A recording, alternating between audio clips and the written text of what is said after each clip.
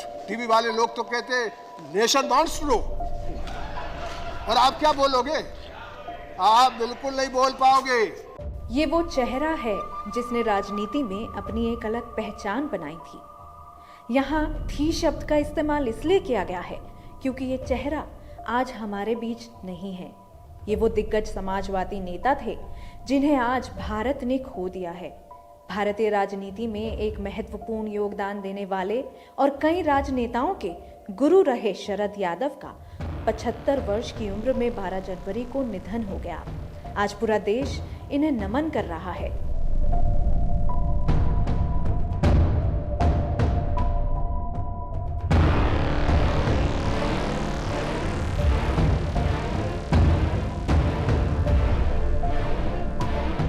पूर्व केंद्रीय मंत्री और जनता दल यूनाइटेड के पूर्व राष्ट्रीय अध्यक्ष शरद यादव का नाम उन दिग्गज नेताओं में शुमार है जिनसे कई राजनेताओं ने राजनीति में काफी कुछ सीखा है।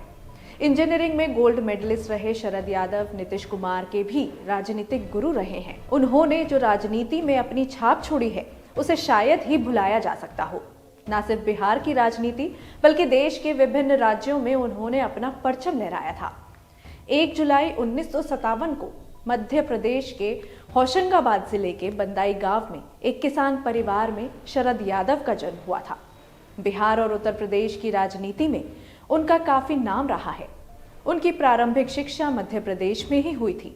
उन्होंने जबलपुर इंजीनियरिंग कॉलेज में अपनी इंजीनियरिंग की पढ़ाई की और गोल्ड मेडल हासिल किया। इसके बाद उन्होंने राजनीति की ओर अपना रुख किया और अपना एक अलग नाम बनाया।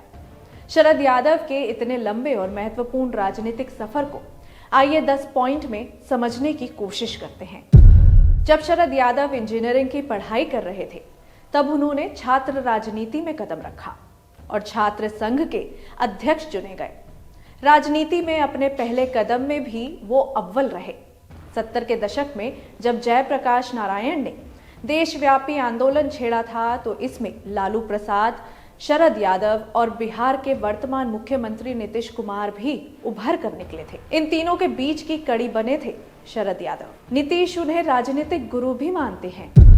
दिग्गज नेता डॉक्टर राम मनोहर लोहिया के विचारों का शरद यादव पर काफी प्रभाव था और वो उनके विचारों के साथ ही राजनीति में आगे बढ़ रहे थे। युवा नेता के रूप में वो डॉक्टर लोहिया के कई आंदोलनों का हिस्सा बने और कई बार जेल भी गए। इसके साथ ही उन्होंने मंडल कमीशन की सिफारिशों को लागू करने में भी अहम भूमिका निभाई थी। सांसद का दर्जा उन्हें साल 1974 में हासिल हुआ था। शरद यादव पहली बार मध्य प्रदेश के जबलपुर लोकसभा सीट से सांसद बने थे। ये वही दौर था जब जेपी आंदोलन चल रहा था। वो हलदर किसान के रूप में जेपी के चुने गए पहले उम्मीदवार थे।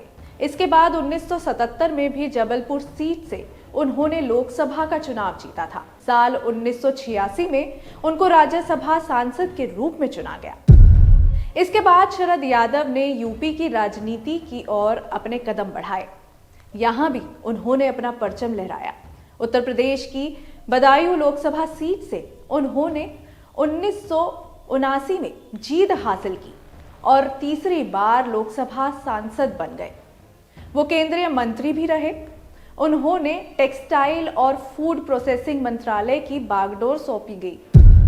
मध्य प्रदेश और यूपी के बाद शरद यादव ने बिहार की राजनीति में कदम रखा और साल 1991 से लेकर 2014 तक वो बिहार के माधेपुरा लोकसभा सीट से सांसद के पद पर रहे।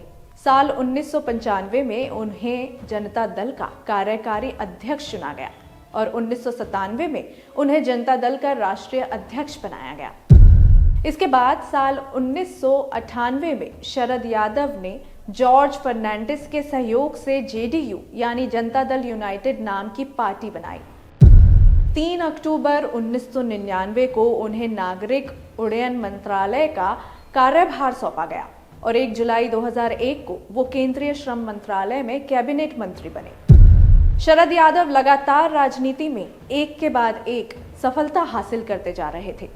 साल 2004 में वो राज्यसभा से दूसरी बार सांसद बने और गृह मंत्रालय के अलावा कई कमेटियों के सदस्य भी रहे। वो लगातार 7 बार सांसद बने और 2009 में उन्हें शहरी विकास समिति का अध्यक्ष बनाया गया। शरद यादव का भारतीय राजनीति में एक लंबा और महत्वपूर्ण योगदान रहा। उनके बेहतरीन योगदान के लिए उनको वर्ष 2012 में उत्कृष्ट सांसद पुरस्कार 2012 से सम्मानित किया गया।